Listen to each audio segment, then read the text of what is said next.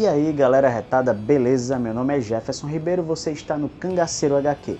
Antes de mais nada, curte o vídeo, se inscreve no canal e ativa o sininho para você estar sempre ciente das novidades aqui do canal. Onde mais você pode encontrar o Cangaceiro, né? Nas redes sociais, você pode me encontrar no Instagram Cangaceiro HQ, no Facebook Cangaceiro HQ e no podcast Salão do Tex, onde eu, juntamente com o par de Rafael do Multiverso 38, apresentamos um podcast sobre o Tex Willer, o Ranger mais querido do Brasil. Todos os links estão na descrição. E vamos ao tema do vídeo. Hoje nós vamos falar sobre uma nova coleção que está no mercado. Eu estou falando de A Saga do Demolidor. Isso mesmo. Esse quadrinho, foi uma grata surpresa, né? Primeiro porque é um dos personagens que eu mais gosto, né? O Demolidor é um personagem muito bacana, embora ele tenha superpoderes, ele é um personagem bem pé no chão. E segundo, porque digamos que assim, o custo-benefício, né, tá interessante, né? A gente tem aqui 144 páginas a R$ 36,90, você pode encontrar isso em promoção de vez em quando aí, né, ou de segunda mão. E o acabamento é capa cartão e papel offset totalmente colorido. Eu acho esse o melhor acabamento para histórias em quadrinhos, acho até melhor do que com papel couché, tá bom? Isso porque o preço fica acessível e, não ocupa tanto espaço aí na sua estante.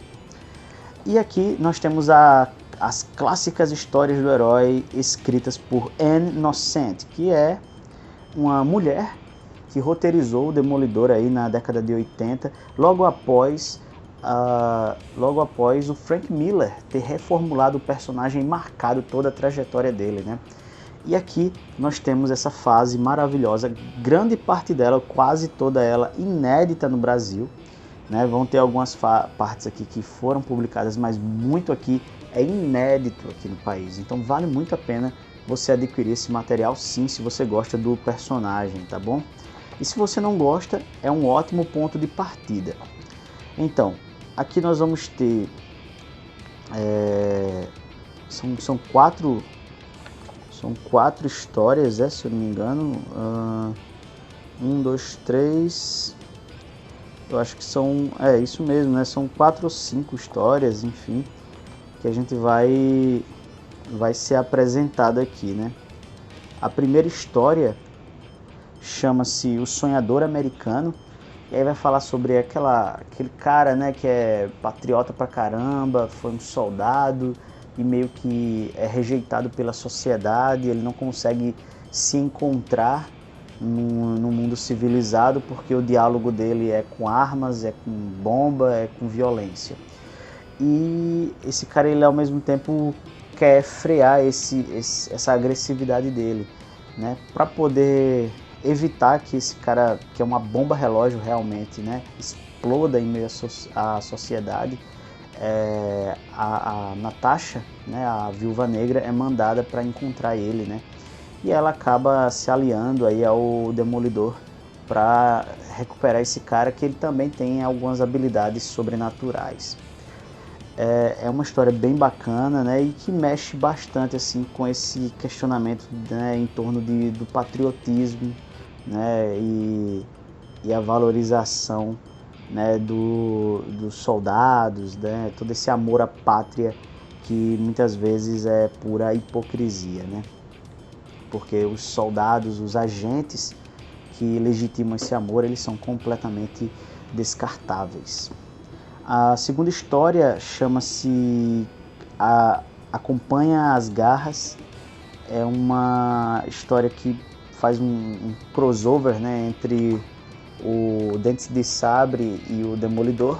E é uma história bacaninha, né, legalzinho assim, tipo ok. O Dente de Sabre está nos esgotos da cidade e está ameaçando lá a galera, enfim. E o Demolidor, ele vai tentar dar um freio nisso, né? É bem bacana esse confronto.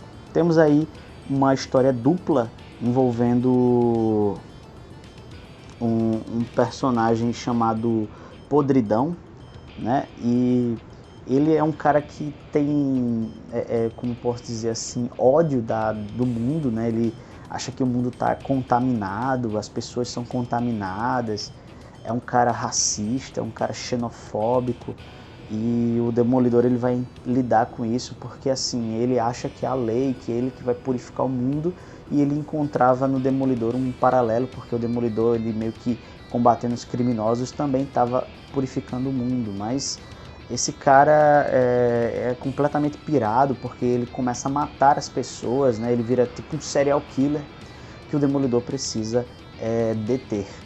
Né? Então, assim, são muitas questões abordadas nessa história e que a tornam, sem dúvida, uma das mais interessantes, né?